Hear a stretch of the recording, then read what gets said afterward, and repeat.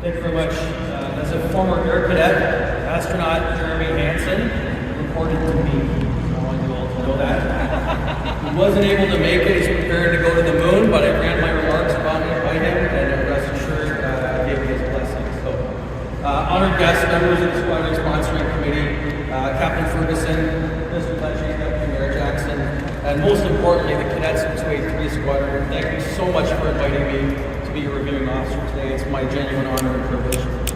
As a former Air Cadet and alumni of 2 Air Cadet squadrons, I remember what it was like to be standing out there, so I'll do my best to respect the 3 principles of public speaking: be brief, be funny, and be gone. And I'm here to tell you, I'm really glad I shined my shoes today, because your presentation on parade is nothing but excellent, and it reflects the effort you put in. You're a credit to your squadron and your city. Thank you very much.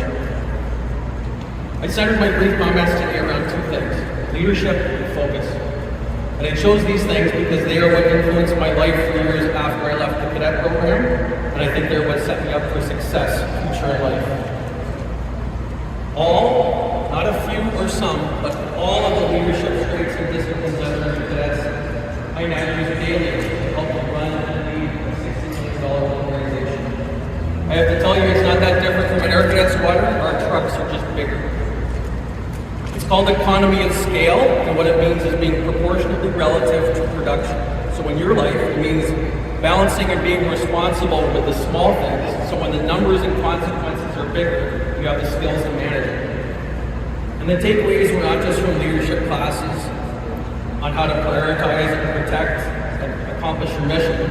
They were things like being organized in all aspects of my life: time management, planning and logistics, being composed and focused, to public speaking, leading investigations, and education.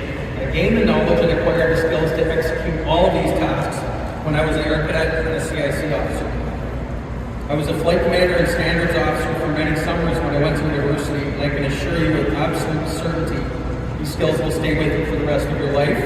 But here's the rub: you have to start now.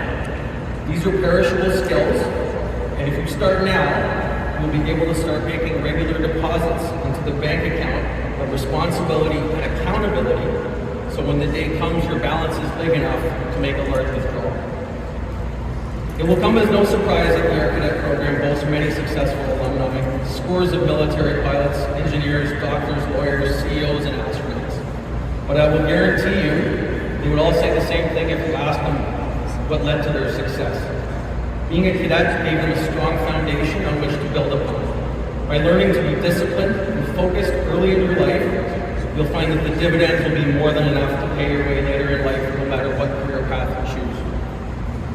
You've chosen to be part of a program and squadron that dates back to World War II and has a tremendous past. You've volunteered and committed to spend your free time becoming better than average, and I would encourage you to never settle for mediocrity or being average for the rest of your life.